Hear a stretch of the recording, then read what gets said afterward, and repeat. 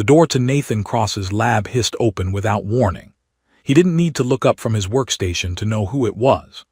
The shift in atmospheric pressure, the faint scent of starflower incense that clung to her ceremonial robes, the sudden silence from his assistant who'd been chattering about protein sequences 3 seconds ago, all of it told him exactly who had just entered his sanctuary. Dr. Cross.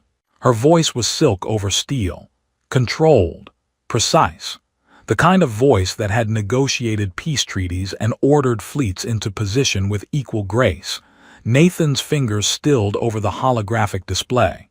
He watched the linguistic patterns he'd been analyzing dissolve into static, then carefully closed the file. Only then did he turn. Queen Kaith stood in the center of his lab like she owned it, which, technically, she did.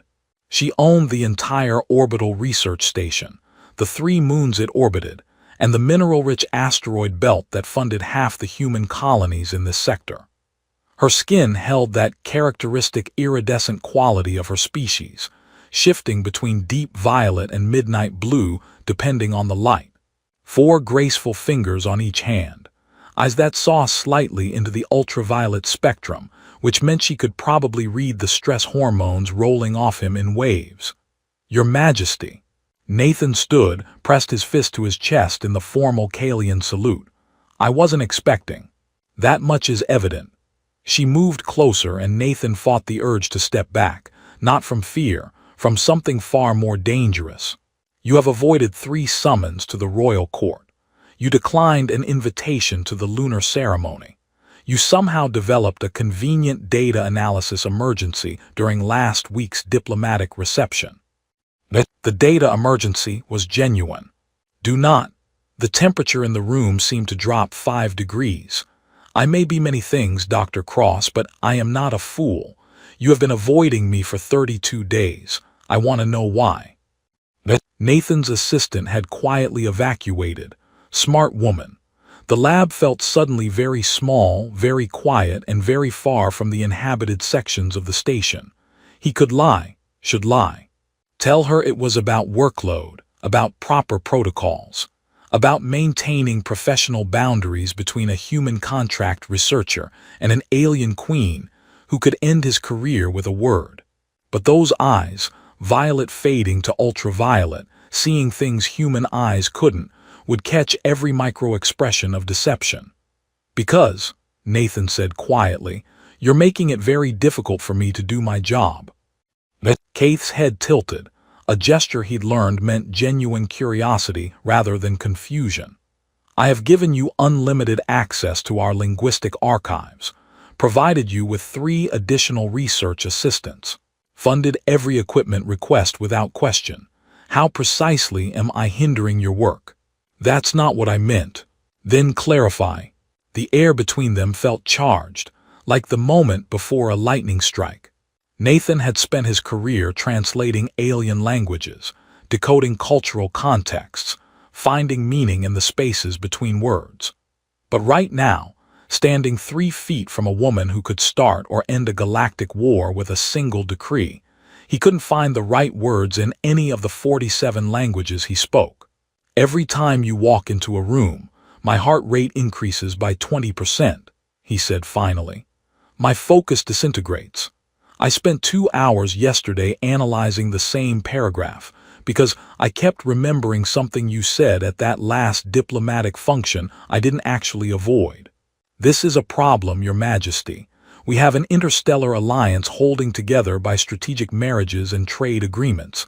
I'm a human scientist on a Kalian research station. There are protocols, optics, political realities that neither of us can ignore." Silence stretched between them like a physical thing. Kaith's expression remained perfectly neutral, but Nathan had spent enough time studying Kalian micro-expressions to catch the slight darkening of her skin tone around her temples. Surprise or possibly anger. "I see," she said softly. "And if I told you those political realities are about to become significantly more complicated, would you continue hiding in this lab?" Nathan's analytical mind caught the shift immediately. She wasn't here about personal matters. This was something else, something worse. What do you mean? Keith reached into the folds of her robe and withdrew a small data crystal. She placed it on his workstation with deliberate care. You are the finest linguistic forensics analyst in 4 sectors, Dr. Cross. I need you to tell me if I'm about to be overthrown by my own counsel. And just like that, Nathan's carefully maintained distance became utterly irrelevant. Act 1. The translation. 3 months earlier, Nathan had arrived at Orbital Station Vera with a simple mandate. Help decode ancient Kalian texts that might contain lost scientific knowledge. Standard academic collaboration between species. Good for both governments. Clean, professional, apolitical. Then he'd met the Queen. He'd expected someone distant, ceremonial, draped in the kind of power that made actual conversation impossible. Instead, Keith had greeted him in the archives section wearing practical robes, 4 reference tablets balanced in her arms, arguing passionately with her chief historian about a verb conjugation in a 3,000-year-old treaty. She'd looked up, seen Nathan standing awkwardly with his luggage and his credentials, and smiled. Dr. Cross, thank goodness. Please tell Professor Kellyan that the 4th dynasty definitely used the imperative voice for marriage contracts, not the suggestive. Nathan had blinked, consulted his linguistic database, examined the text sample she thrust at him. Actually, Your Majesty, it's neither. This is the ceremonial perspective. It implies an offer that carries political weight, but requires active acceptance. Keith had turned to her historian with visible satisfaction. See, active acceptance. I told you Empress Vralna wouldn't have been forced into that alliance. The historian had sighed the universal sigh of academic surrender. I concede the point, my queen. Excellent, Dr. Cross. You've been here 4 minutes and already proven invaluable. Let me show you to your lab. That should have been the end of it. Professional collaboration. Intellectual partnership. Easy. Except Keith kept showing up at his lab with quick questions that turned into hour-long debates about linguistic evolution and cultural metaphors. She had a mind like a fractal pattern, each answer generating 3 more questions, diving deeper into complexity with genuine fascination. She remembered everything he said, challenged his assumptions, made him defend positions he'd considered settled. And somewhere between analyzing pronoun use in ancient poetry and arguing about whether metaphor could be truly universal across species, Nathan had made the catastrophic mistake of falling for an alien queen, which was why he'd started avoiding her, why he'd declined invitations, why he'd thrown himself into data analysis with the kind of focus usually reserved for avoiding existential crises. Now, staring at the data crystal she'd just given him, all that careful distance felt like time wasted. Tell me what I'm looking at, Nathan said, loading the crystal into his analyzer. Keith moved to stand beside him, close enough that he could see the subtle patterns in her skin, the way the iridescence shifted with her mood.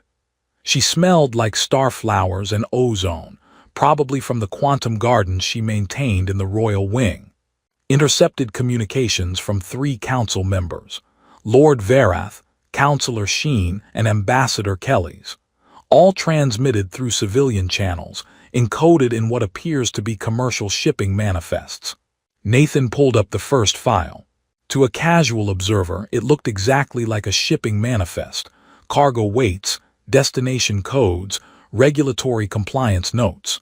But his trained eye caught the pattern immediately. These aren't real shipping codes, he murmured, highlighting a sequence. This references a Kalian children's story about a wren who stole the sun. Meaning, depends on context. The wren was clever but ultimately punished for overreach. Could be a warning, or, he pulled up another file, cross-referenced the vocabulary, or a call sign, someone who sees themselves as daringly redistributing power. Keith's skin darkened further. Continue. Nathan worked in silence for several minutes, building lexical maps, comparing syntax patterns, identifying the semantic fingerprints that revealed true meaning beneath innocent text. They're coordinating something, he said finally, using metaphorical language from classic Kalian literature modified through what looks like. Wait. He zoomed in on a particular phrase. This word here, it's not modern Kalian, it's Third Dynasty formal language. The kind used in court challenges. Court challenges to what? To royal succession. The words hung in the air like a physical presence. Kate's hand moved to rest on his workstation, steadying herself. Nathan noticed the slight tremor in her fingers before she controlled it. Are you certain? Of the translation, absolutely, of the intent. He pulled up 3 more files, laid them out in sequence. Your Majesty, they're not just discussing it, they're planning it. These messages reference specific dates, resource allocations, something about the Summit of 3 Suns. When is the next major diplomatic gathering? Kate's eyes closed briefly. 14 days. The Interstellar Alliance Council meets here, on Vera. Representatives from 7 species, including Earth's coalition. It's our most important diplomatic event of the decade. That's their target. They're going to move against you during the summit. But why? Kate's voice remained steady, but Nathan could hear the hurt beneath it. Verath has been with my family since I was a child. Sheen negotiated my education treaties. Kelly served my mother before me. Nathan hesitated, then made a decision. He pulled up a chair, gestured for her to sit. She looked at him with surprise. You didn't casually invite a queen to sit in her own station, but after a moment she did. He sat across from her, close enough to speak quietly, and said what he'd been trained never to say to powerful people, the uncomfortable truth. May I speak frankly? I commanded. You've been pushing for deeper integration with human colonies, opening Kalian technology patents, advocating for mixed species research teams and shared governance models. Your council sees the traditional power structure eroding. That power structure has caused 3 wars in 2 centuries. I know, and you're right to change it, but change threatens people who benefit from the old system. They're not necessarily evil, Your Majesty. Just scared of becoming irrelevant. Kate looked at him for a long moment. You're defending traitors. I'm explaining them. There's a difference. Understanding their motivation helps us predict their moves. Something shifted in her expression, a kind of recognition, like she was seeing him clearly for the first time. This is why you avoid me, she said softly. Not because you cannot focus, because you think too clearly. You see political realities I prefer to ignore. Your Majesty. Kate, she leaned forward slightly. When we are alone, you may call me Kate. We are past the point of pure formality, Dr. Cross. Nathan's heart did that inconvenient acceleration thing again. That's not appropriate. Neither is conspiracy to commit treason, yet here we are. A ghost of a smile touched her lips. If we are to stop a coup, Nathan, I need you present. Fully present, not hiding behind protocols and proper distance. The way she said his name, with that slight Kalian accent that turned the vowels liquid, should not have affected him as much as it did. 14 days, he said, forcing his mind back to the analysis. We need to identify everyone involved, understand the full scope of the plot, and create a counter-strategy that doesn't destabilize the alliance. A modest agenda. I specialize in impossible translations. This is basically the same skill set. This time her smile was genuine, and Nathan felt it like a physical warmth. They worked through the night. By hour 6, Nathan's lab looked like a linguistic war zone. Holographic displays covered every surface, showing communication patterns, historical precedents, cultural metaphor maps, and timeline projections. Kate had shrugged off her formal robes around hour 3, working in the simpler underlayer that revealed the natural patterns of her skin, geometric designs that shifted with her emotional state. Nathan had tried very hard not to notice how the patterns brightened when she smiled at one of his discoveries. Here, he said, highlighting a sequence in the communications. They reference the garden where promises die. That's from the Canticle of Veils, a Kalian tragedy about a queen who trusted the wrong advisor and lost her throne through poison during a feast. Keith finished. Her skin patterns had gone darker, more muted. They're telling us exactly how they plan to do it. Except we don't know who us is. These messages are addressed to someone, but the recipient code is layered under 3 encryption systems. Nathan ran another analysis. What I can tell you is that there's a 4th conspirator, someone they report to, someone who gives final approval, someone close enough to me to know my schedule, my security protocols, Keith's voice faltered for just a moment, my personal habits. Nathan looked up from his displays and really saw her then. Not the queen, not the political figure, but the woman who just learned that people she'd trusted for years wanted her removed. Possibly permanently. "Hey," he said quietly, "we're going to stop this. You cannot know that. I'm very good at pattern recognition. And the pattern here says they're smart, organized, and motivated, but they're also arrogant. They think metaphorical encoding is enough to hide their intent. They don't know I exist. That's our advantage." Keith met his eyes. In the low lighting of the lab, her iridescent skin seemed to glow faintly, and Nathan wondered what emotional state caused that particular effect. He'd have to look it up later, or possibly never, because knowing would make everything worse. "Why are you helping me?" Keith asked. "You could claim political neutrality, report this to Earth's coalition and let them handle it. Avoid all personal risk. Is that what you want me to do? I want to understand your motivation." Nathan sat back, considering his answer carefully. 3 months ago, I came here expecting academic work, standard collaboration. Instead, I met someone who argues about verb conjugations like they matter, who reads 1,000-year-old poetry for political insight, who remembers every person's name on this station, including the maintenance staff. You're trying to build something unprecedented, genuine cooperation between species that have every historical reason to distrust each other. That's worth protecting. That is my political agenda you are describing, not a personal reason. You asked for my motivation, that's it. All of it. The question hung between them, weighted with implications Nathan absolutely could not acknowledge. Your Majesty. Keith, this isn't the time. Then when? She stood, moved closer to his workstation. After they attempt to kill me, after the alliance fractures, after you return to Earth and we exchange occasional professional correspondence. When Nathan. His name again, that accent. He was definitely going to need to review his personnel contract, because he was fairly certain there was a clause about not becoming emotionally compromised with royalty. We should focus on the conspiracy, he said, which was possibly the weakest deflection in the history of deflections.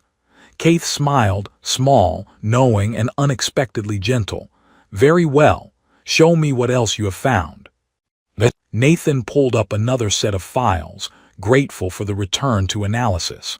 The references to promises dying in the garden appear in 7 different communications, but there's another repeated phrase, when the third sun rises. In Kalian astronomical terms, that could mean the summit's opening ceremony, Keith said immediately. We light 3 ceremonial beacons to represent the Alliance's founding species, Kalian, human, Verdanian. The third one is always lit by, she stopped, by me, in front of all the delegates. Maximum visibility, maximum political impact. Nathan pulled up the ceremony schedule. If something happens to you during that moment, it sends a message. The Queen fell during the very symbol of Alliance cooperation. Makes it look like the Alliance itself is cursed, unstable. And the Council steps in to restore order with a more traditional isolationist regime. Keith's hands curled into fists. Brilliant. Horrible, but brilliant. There's more. Nathan hesitated, then showed her the final piece. These financial records, buried in the trade manifests. Someone has been moving significant funds through shell corporations. The money trail leads to weapons purchases, security contract modifications, and, he highlighted the damming section, paid berths for a private military vessel, arriving the day before the summit. Keith studied the data, her expression hardening into something Nathan had never seen before. This wasn't the curious academic or the diplomatic queen.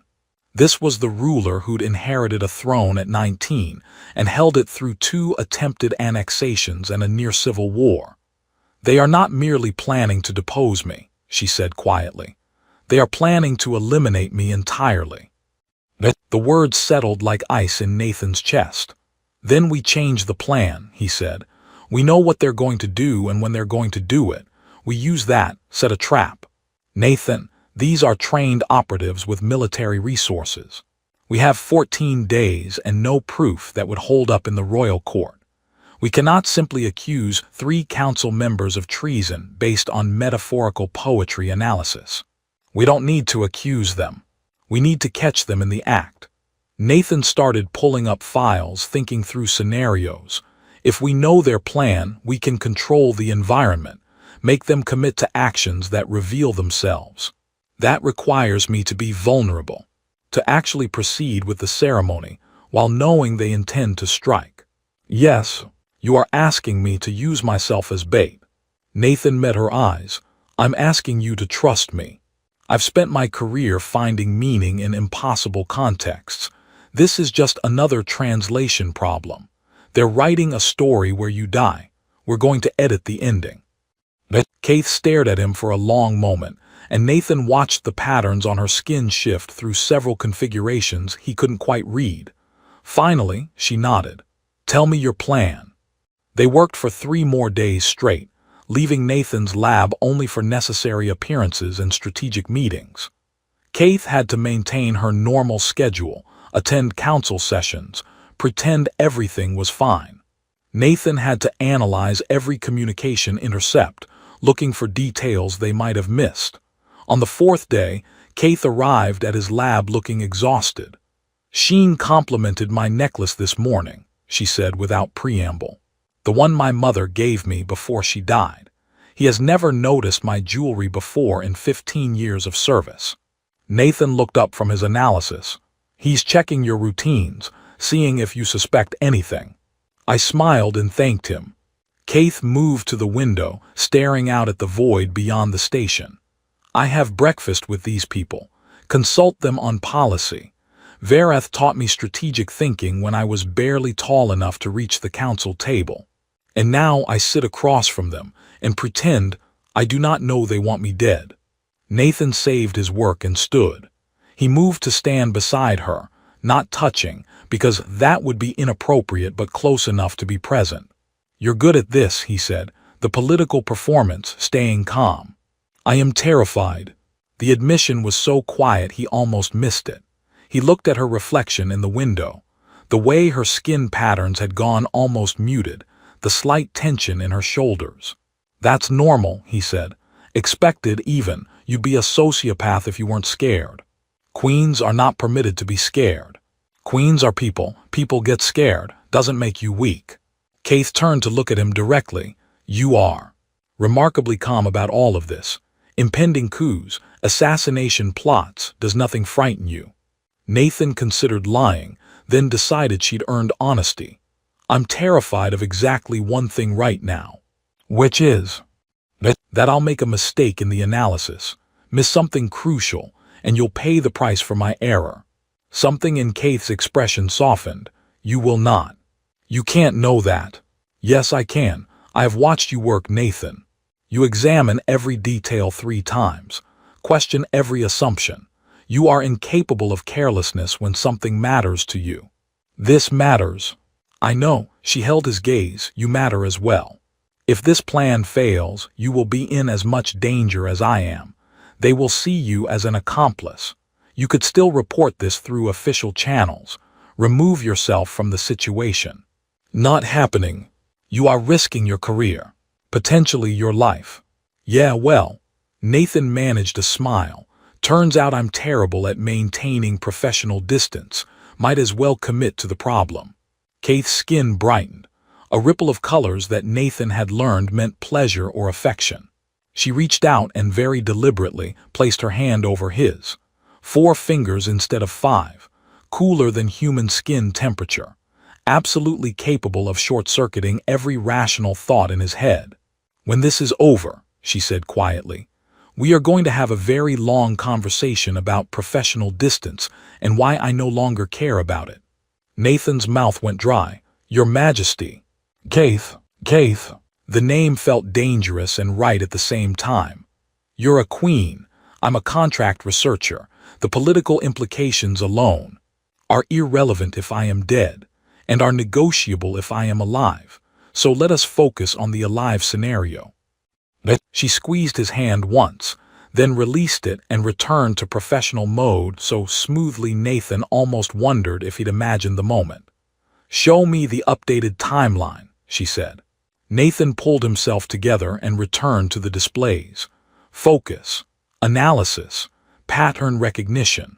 All the things he was good at that didn't involve processing the fact that a literal alien queen had just implied she wanted him. The summit opens in 9 days, he said. We've identified the key moments where they're likely to strike. The ceremony is still the primary target, but we have to account for secondary scenarios. They might move earlier if they think we're suspicious. What do we need to make the trap work? Access to the security grid. I need to place monitoring programs that won't trigger their paid operatives' countermeasures. Can you get me into the station's core systems without raising questions? Keith thought for a moment. I can authorize a routine security audit, standard procedure before major events. You would be listed as a temporary consultant reviewing communication protocols. That works. I also need to know who we can trust absolutely. Royal Guard, station security, anyone with direct access to you during the ceremony. Captain Varys leads my personal guard. She has been with me since I took the throne. Her loyalty is beyond question. Anyone else? Keith's expression grew complicated. That is the difficulty, is it not? Varath Sheen and Kelly's all hold positions of trust. For decades. If I cannot trust them, how do I know who else might be compromised? Nathan pulled up an organizational chart. We approach this linguistically. Trust isn't binary, it's contextual. Who has the most to lose from the conspiracy succeeding? They spent the next 2 hours analyzing the royal court's power structure, identifying individuals whose positions would be threatened by a traditionalist coup. Nathan built profiles based on communication patterns, historical loyalty markers, and what he called semantic commitment, the degree to which someone's words aligned with their actions over time. Your chief engineer, Molas, Nathan said, highlighting a name. She's been pushing for expanded human collaboration. Her research depends on open alliance. She's vulnerable if the isolationists take over. Molas is brilliant but apolitical, which makes her perfect. She has no agenda except her work. We need people who benefit from stability, not from power shifts. They built a list, 12 names. People who would be harmed by the coup's success and who had demonstrated consistent behavior patterns. This is a small group to counter a military operation, Keith observed. It's a smart group, and we have the element of surprise. Nathan pulled up the ceremony layout. Here's what I'm thinking. We let them proceed with the plan, but we control the environment. Modified security protocols that look normal but give us tactical advantages. Monitoring systems they don't know about, and we need bait that's irresistible. Me. Not just you, the alliance itself. We make the summit ceremony so symbolically important that they have to strike there, can't resist the target. Keith studied the layout, her strategic mind clearly working through scenarios. We could modify the traditional ceremony, add elements that would require all 3 conspirators to be present, in positions we control. Exactly. What if we announced a historic expansion of the alliance? Something unprecedented that would cement your progressive agenda. Such as? Nathan hesitated, then committed to the idea forming in his head. Full citizenship rights across all alliance species, a mutual defense treaty, and he pulled up a cultural precedent file. The creation of the first joint species royal council. Positions of actual power, not symbolic roles. Keith's eyes widened. That would be revolutionary, and it would completely eliminate the traditionalist power base. which means they absolutely cannot let it happen. They'd have to move during the ceremony. No other option. Nathan, if we announce this and they succeed in killing me, the policy dies with me. We would be handing them exactly what they want to prevent. Only if they succeed. Which they won't, because we'll have every move choreographed. He started building the tactical overlay. We know where they'll position themselves, where the private military ship will dock when they plan to strike. We create controlled chaos that looks real but is completely staged. And when they commit to the action, we have them. Kaith's skin brightened with something that looked like fierce satisfaction, witnessed by every Alliance delegate. Irrefutable proof. Exactly. They stared at the plan, both seeing the risks and possibilities. This could work, Kaith said slowly, or it could be the most spectacular political suicide in Kalian history. But I prefer to think of it as aggressive diplomacy. Kaith laughed, a real laugh, unguarded and surprised. You have a very interesting definition of diplomacy. I'm a linguist. I redefine things for a living. But she looked at him, then with an expression Nathan couldn't quite translate, even with all his expertise. Something warm and wondering and slightly terrified. I am very glad you came to this station, Dr. Cross. But even though I'm helping you orchestrate a potential disaster. Especially because of that. You are the first person in a very long time who treats me like a person rather than a position.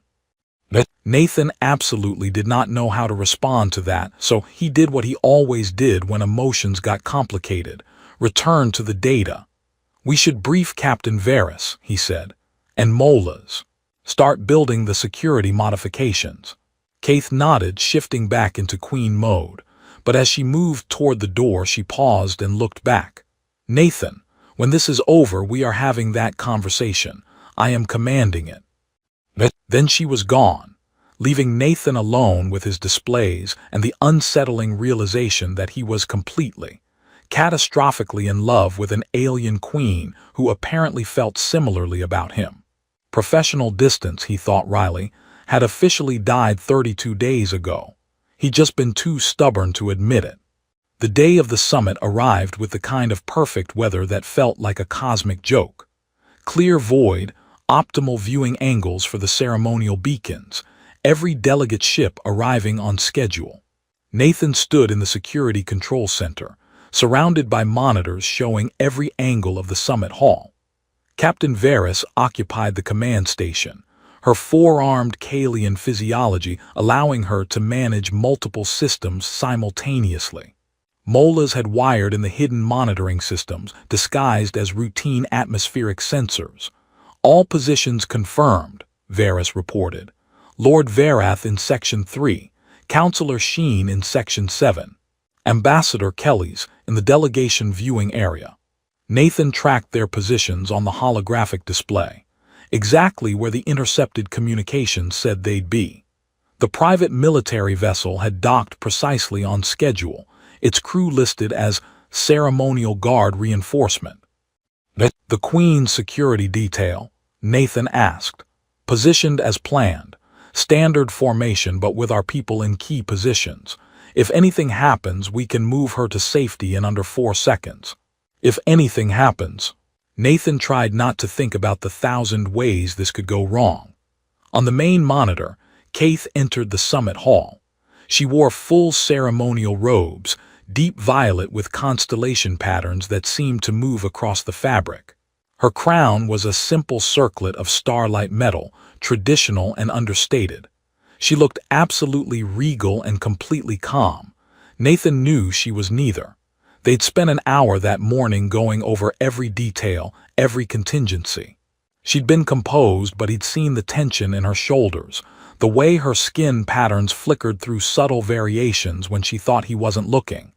You will be there, she'd asked. In the security center. I want to know you can see what is happening. Every second, I'm not letting you out of my sight. She'd smiled at that. Good. Now, watching her move through the formal processions, Nathan felt the weight of every decision they'd made. If he'd missed something in the analysis, if they'd misread the conspirators' intent, if the timing was off by even seconds. "Steady," Varys murmured. "She knows what she is doing. So do we." The ceremony began with the traditional welcome, each delegate species acknowledged, their contributions to the alliance celebrated. Kaith spoke in flawless diplomatic language, her voice carrying across the hall with practiced grace. She gave no indication that anything was wrong. Then came the moment Nathan had scripted with her 3 days ago.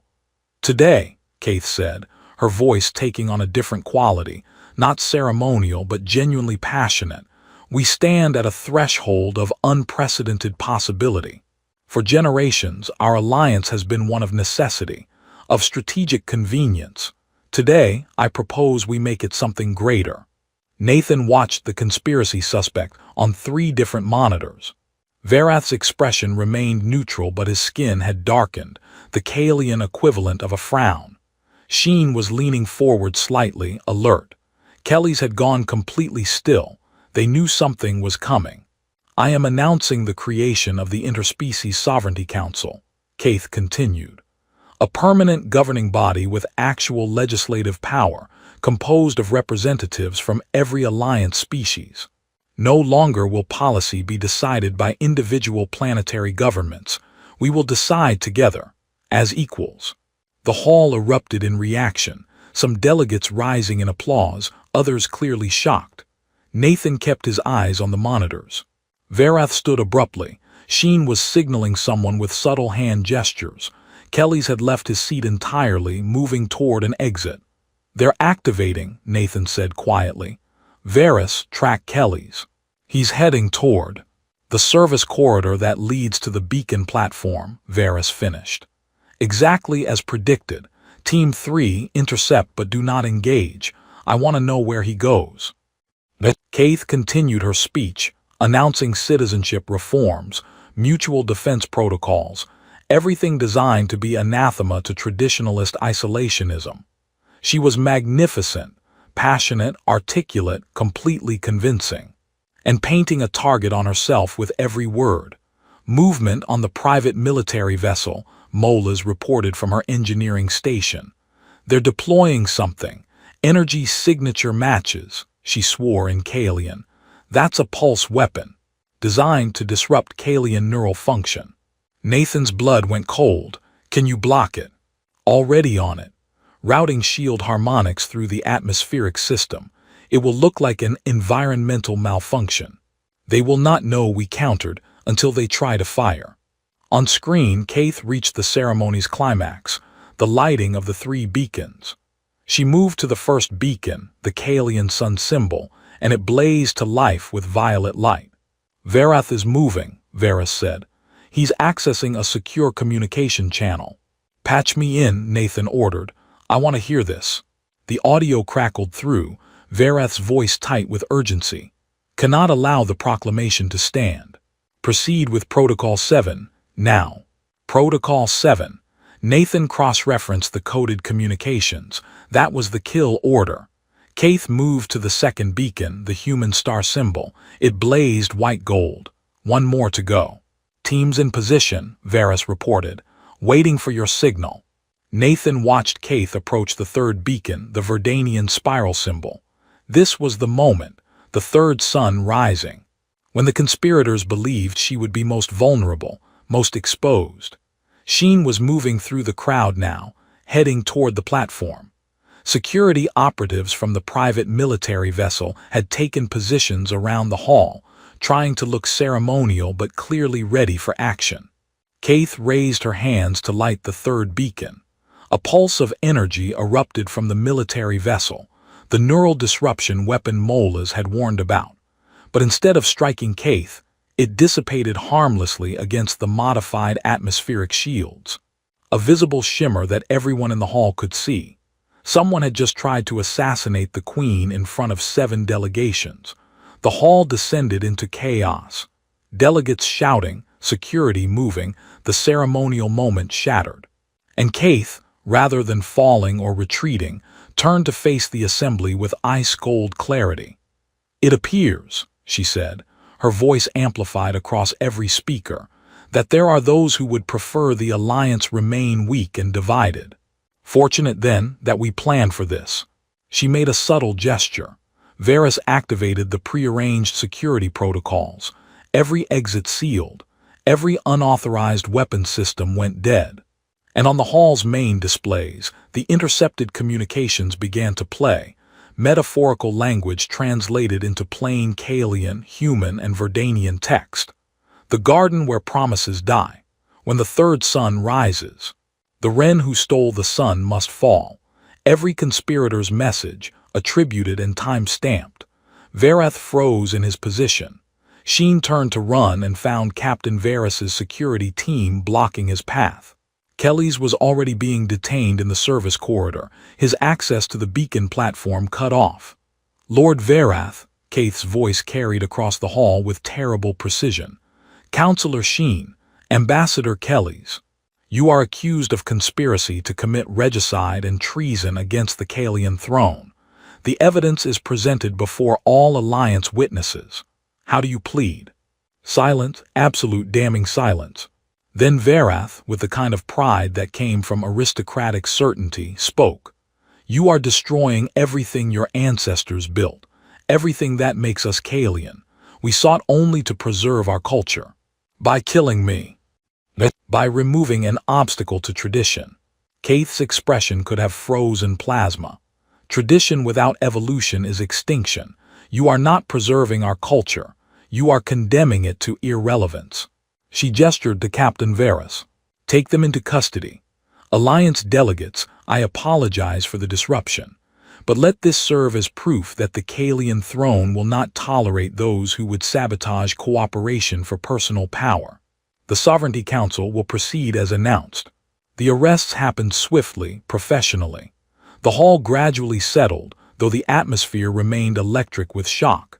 Nathan watched it all from the security center, monitoring for any additional threats, any last-minute complications. But the conspiracy had crumbled exactly as predicted. The evidence was irrefutable. The witnesses were impeccable. They'd won. It was only when Varys turned to him with a slight smile and said, "Well done, Doctor." Cross, that Nathan allowed himself to breathe. She did all the hard work, he said, still watching Kaith on the monitors. She was speaking with the Verdanian delegate now, her composure absolute despite having just survived an assassination attempt. She had a brilliant plan, but you gave her the intelligence to create it. You saw patterns no one else noticed. Nathan shook his head. I just translated some metaphors. You saved the Queen's life, and possibly the Alliance itself. Varys stood, all four arms moving in a gesture of respect. The Crown will remember this debt.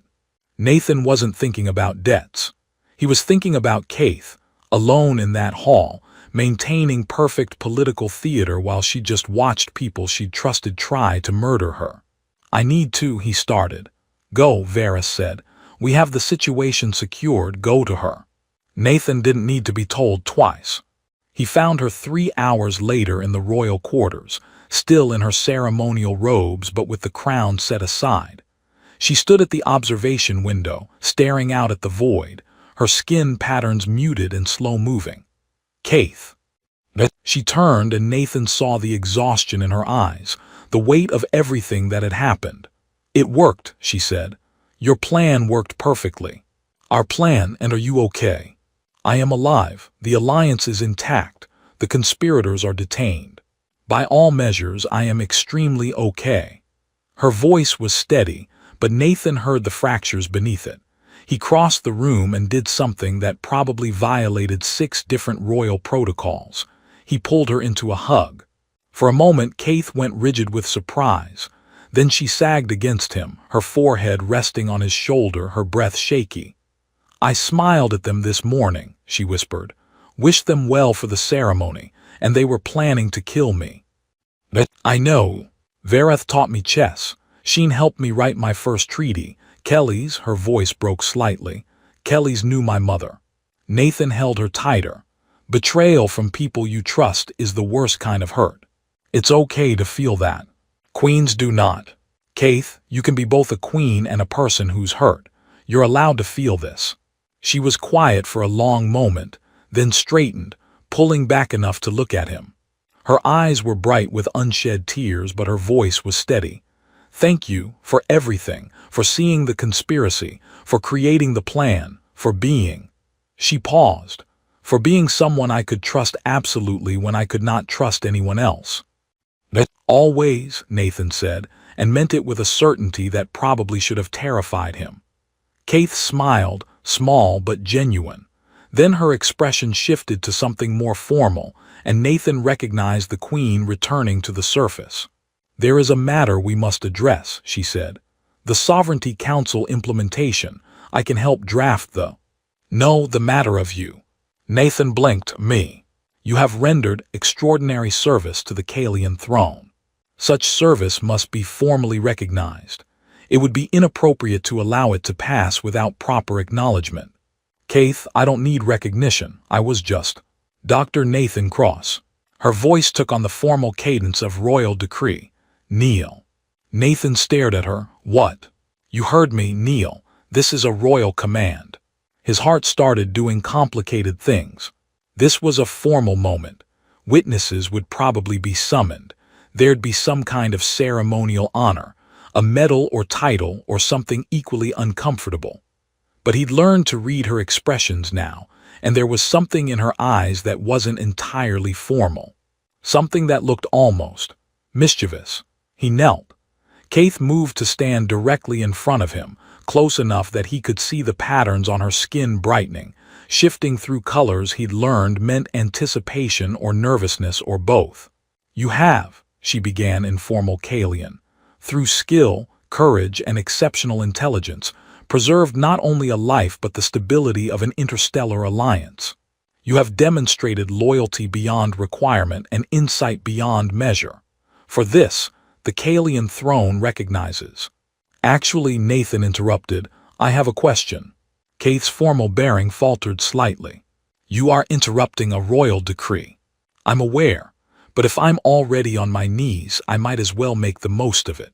Her eyes widened. "Nathan, 32 days ago," he said, "you asked me why I was avoiding you. I told you it was about protocols and political realities and proper professional distance. All of which was true. What I didn't say was that I was falling in love with you and had no idea what to do about it because you're a queen and I'm a contract researcher, and the entire situation was impossible." Keith had gone completely still, her skin patterns frozen mid-shift. Nathan pressed on because he'd started this and he might as well finish. "Then you walked into my lab and asked me to help stop a coup. And we spent 2 weeks working together, planning together, trusting each other with literally everything. And I realized something. The protocols and political realities don't matter. What matters is that you're brilliant and brave and you care about people more than power. What matters is that when I'm with you, every complicated thing makes sense. What matters is," he took a breath, "is that I love you, completely, inconveniently. Probably catastrophically in terms of career implications. But definitely, certainly, absolutely." Keith's eyes were very bright now. "You are supposed to be receiving a royal honor. I'm improvising. I'm not great with formal protocols." He managed a smile. "So here's my question. You commanded me to kneel. I'm kneeling.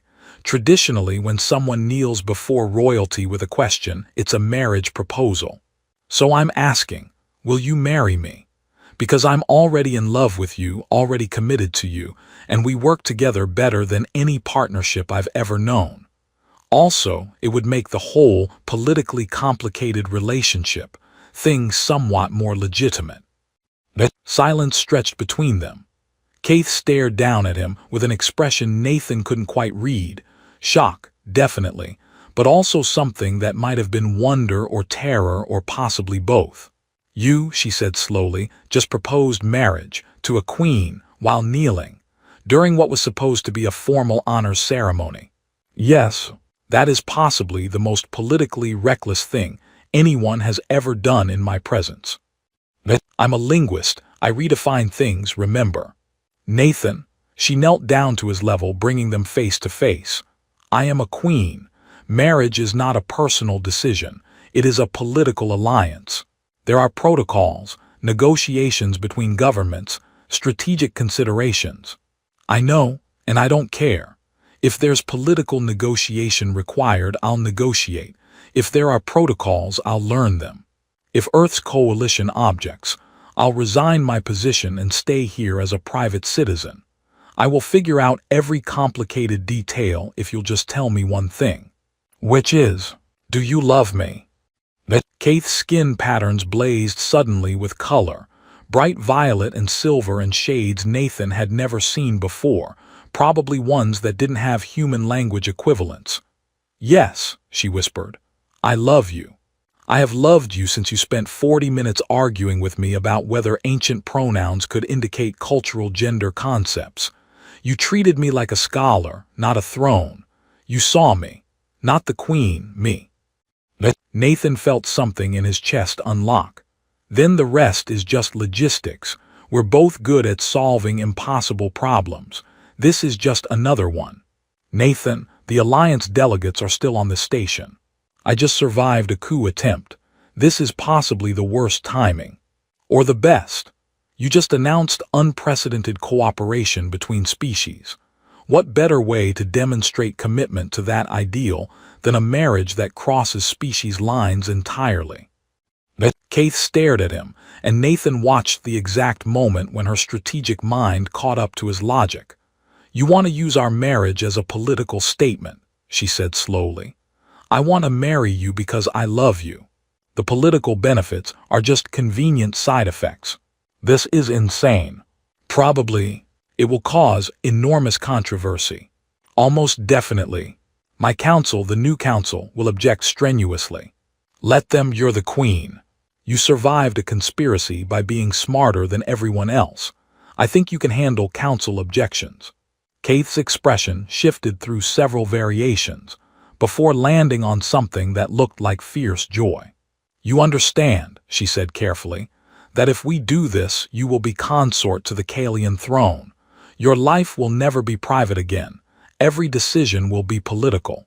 You will be criticized, analyzed, and probably threatened by people who object to a human in the royal household. Worth it. You will have to learn formal Kalian court language, master approximately 300 protocols, and attend more diplomatic dinners than any linguist should ever have to endure. But still worth it. You will be mine completely, in every public and private sense. Nathan smiled. Finally, we agree on something. Kate laughed then, genuine surprise, delighted. She leaned forward and kissed him. It was nothing like the formal kisses Nathan had seen in interspecies diplomatic footage. It was warm and urgent and tasted faintly of starflowers. Her skin against his was cooler than human temperature but somehow perfect. Her hand came up to cup his face, 4 fingers instead of 5, absolutely right. When they finally broke apart, both slightly breathless, Nathan said, "So that's a yes. You infuriating, brilliant, reckless human. Yes. That is absolutely a yes. Good, because I've been in love with you for 32 days, and the professional distance thing was really starting to hurt." Keith stood, pulling him to his feet. "Come, we should inform Captain Varys and Molas, and probably the entire Royal Council before rumors start circulating. Or," Nathan suggested, "we could take 10 minutes to just be happy about this before the political logistics begin." She considered, then smiled. 10 minutes, then we face the alliance together. Together, Nathan agreed. I like the sound of that. They stood at the observation window, Keith leaning back against him, Nathan's arms wrapped around her waist, watching the stars that represented 1,000 different worlds, 100 different cultures, and one completely unprecedented alliance. "I should warn you," Keith said quietly, "that Kalian bonding ceremonies involve rather a lot of singing. I'm a terrible singer. I know, I heard you humming in the lab last week. And you still want to marry me. But I have survived a coup attempt. I can survive your singing." Nathan laughed and pulled her closer. Fair enough. In the distance, Alliance ships were beginning to depart.